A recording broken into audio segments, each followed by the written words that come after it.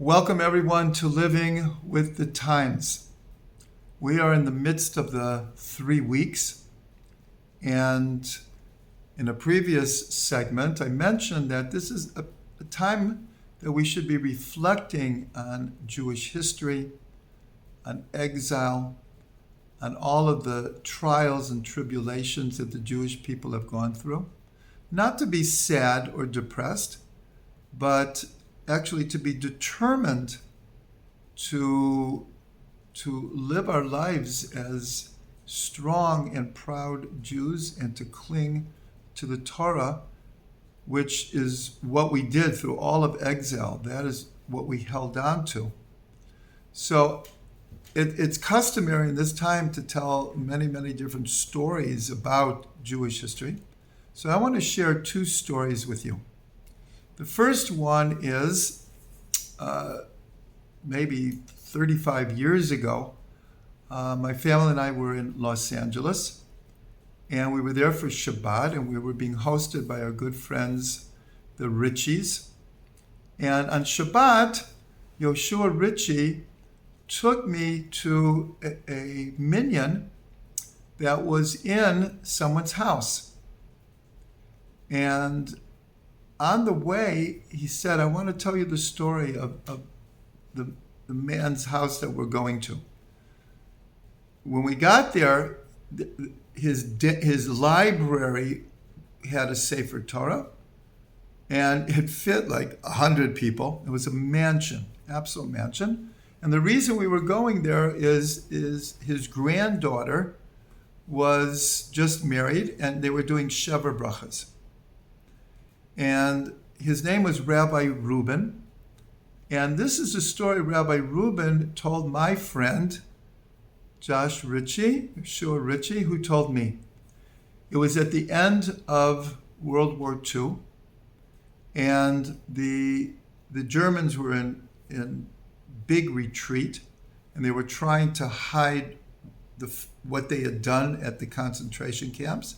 And there was a whole series of what are called forced marches, where many of them, they try to blow up the camps, and they try to take whoever was alive or half alive, and to take them away so there would be no facts in the field.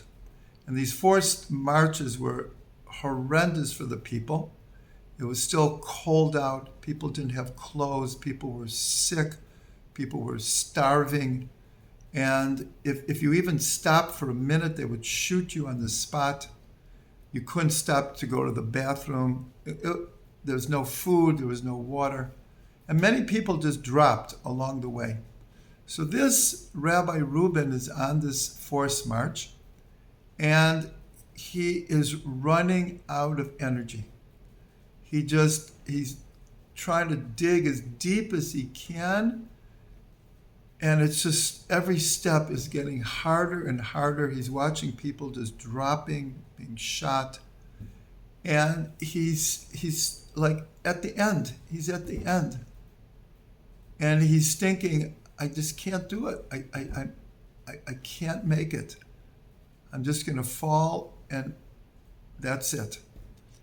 And he was about to do it, and a thought came to his mind. And the thought was, there's a law that if someone has soiled clothes, they can't say the Shema. And because they weren't allowed to stop, and many of the people had diarrhea, so his clothes were completely soiled. And he says to himself, but really he says to God, he says, I don't have any more strength. I can't go on. But I refuse to die without saying the Shema. And I can't say the Shema because my clothes are soiled. So God, you please give me the strength. I refuse to die without saying the Shema. And I won't say the Shema in this condition. And he got this burst of strength, and he was able to make it through the march. And Yeshua Ritchie told me he came to America penniless, but like many, many Holocaust survivors, put his life back together, became a very successful business person. He was also very, very learned. And that was the story. I was just so moved when I heard this story. I was just so touched. And I remember that Reb Shlomo used to say that there's two types of miracles. There's God miracles and there's Yidden miracles. What's a miracle? God temporarily changes or supersedes the laws of nature. What is a Jew miracle? Almost the same thing. When a Jew goes beyond what is normally possible, and they, through tenacity, they are able to survive. So this story of Rabbi Reuben is one of those Jew miracles. And now I want to tell you a second story about a very, very famous psychologist, Viktor Frankl. Viktor Frankl wrote a book called In Search of Meaning, which was a very, very influential book until this day in psychology. And he was writing his dissertation when he was caught by the Nazis, and he was sent to a concentration camp. And when he was caught, he had the dissertation in his coat. Now, this is before there were copy machines. He had one version of this dissertation. And so when he gets to the camp, he's doing his best to hide this dissertation. I don't remember exactly what happened, but the Nazis found it and they took it away. And he was so despondent. He had spent years writing this dissertation, and he just didn't know what to do with himself, what to think about. And plus, he's in a death camp, and he just was in a psychological crisis. So one day, they all had their prisoner clothes, and every once in a while they were allowed to change them.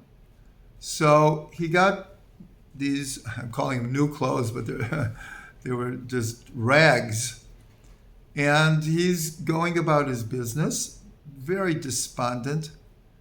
And he put his hand in his pocket, and he felt a little piece of paper. And he pulled it out, and it was not even a whole page. It was just a piece of a page that had the Shema on it in Hebrew. And when he saw that, it just, for no real, you could say no logical reason, it just gave him his neshama back. And the whole idea of his book, In Search of Meaning, he began noticing that those people in the camps who, and certainly there's no judgment here, but so many people were in a position like him. They were just giving up. They lost all hope.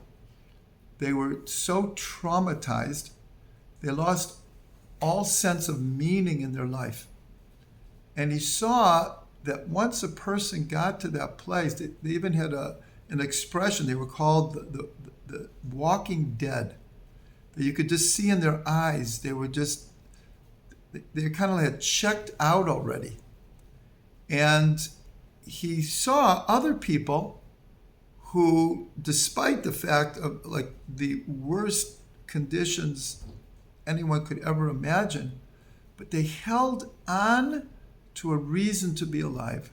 They held on to some kind of a purpose. I'm going to get through this, and I'm going to go on with my life.